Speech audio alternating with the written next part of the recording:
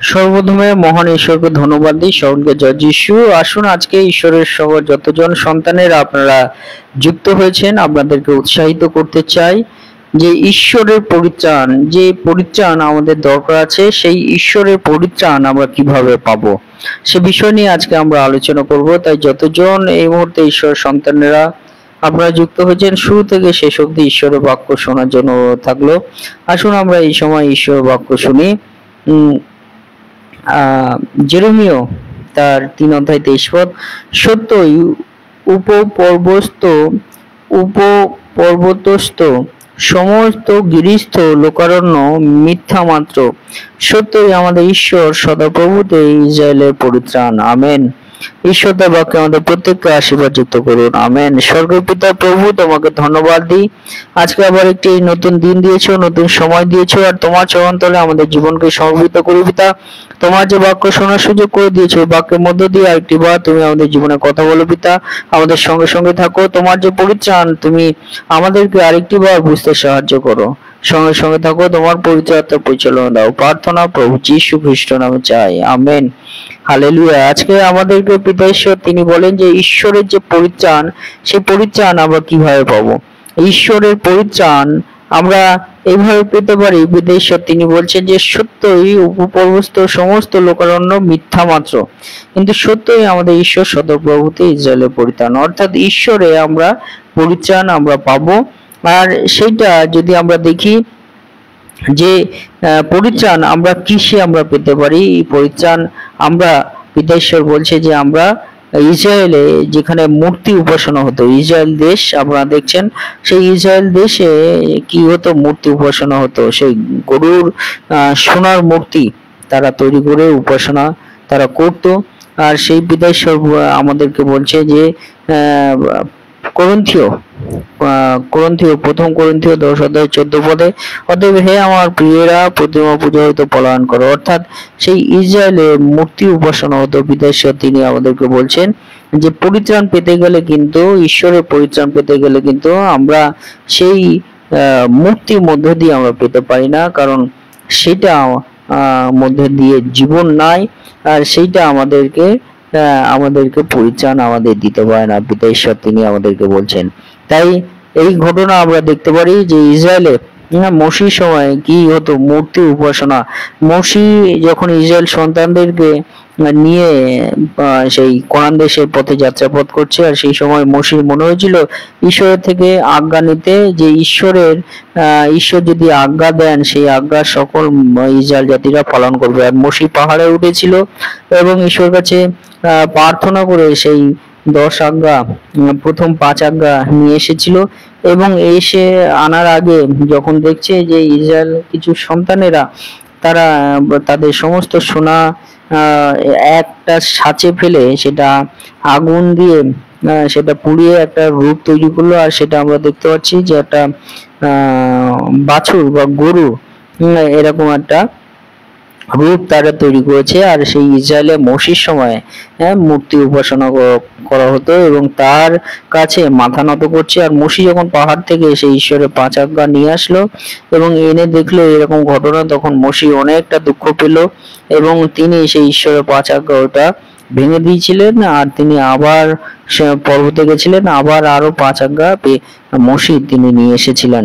আর সে মধ্য দিয়ে মসি তিনি যে বিষয় তিনি বলতে চান সেটা কি, মসি যে বিষয় তিনি বলতে চান সেটি হলো যে ইসরায়েলে সেই মসির সময় যে তিনি বলতে চান যে ঈশ্বর তিনি আমাদের পরিত্রাণ, তার কাছেই পরিত্রাণ আছে, আর আমরা কোনো কিছুই পরিত্রাণ পেতে পারি না।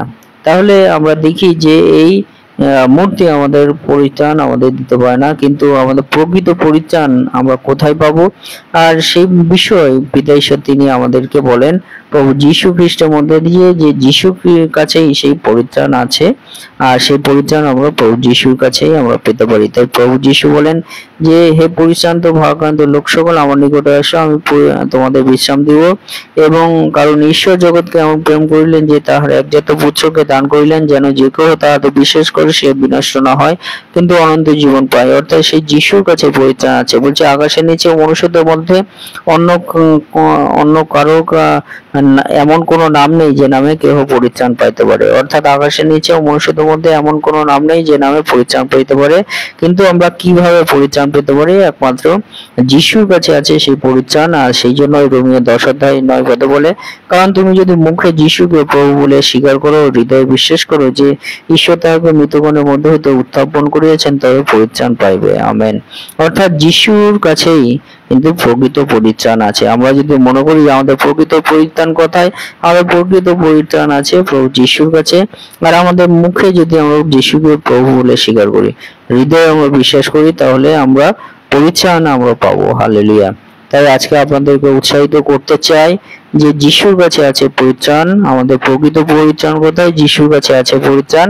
আর সেই ঈশ্বরের পরিত্রাণ যদি আমরা পেতে চাই, আসুন আমরা প্রভু যিশুকে আমরা মুখে স্বীকার করি প্রভু বলে, এবং হৃদয়ে আমরা বিশ্বাস করি যে প্রভু যীশু খ্রিস্টই হলেন ঈশ্বর, এবং ঈশ্বর তাহাকে মৃতগণের মধ্যে হইতে উত্থাপন করিয়াছেন, তবেই আমরা পরিত্রাণ পাবো। তাই আসুন আমরা সেই প্রভু যিশুকে আমরা তার কাছে আমরা আমাদের সমস্ত বিশ্বাস আমরা করি, এবং তার কাছে আমরা আমাদের সমস্ত জীবন সমর্পিত করি।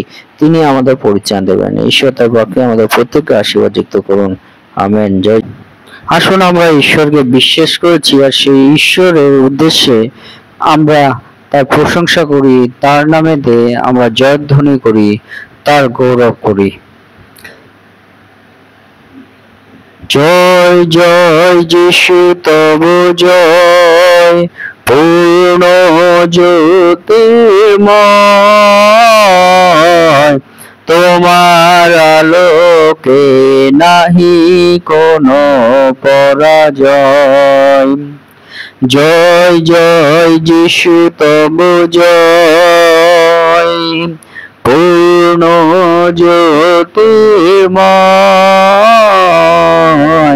তোমার আলোকে নাহি কোনো পরাজয়। এসেছিলে তুমি মানবের ত্রাতা হয়ে, জীবন দানিলে অপমান গেলে সয়ে।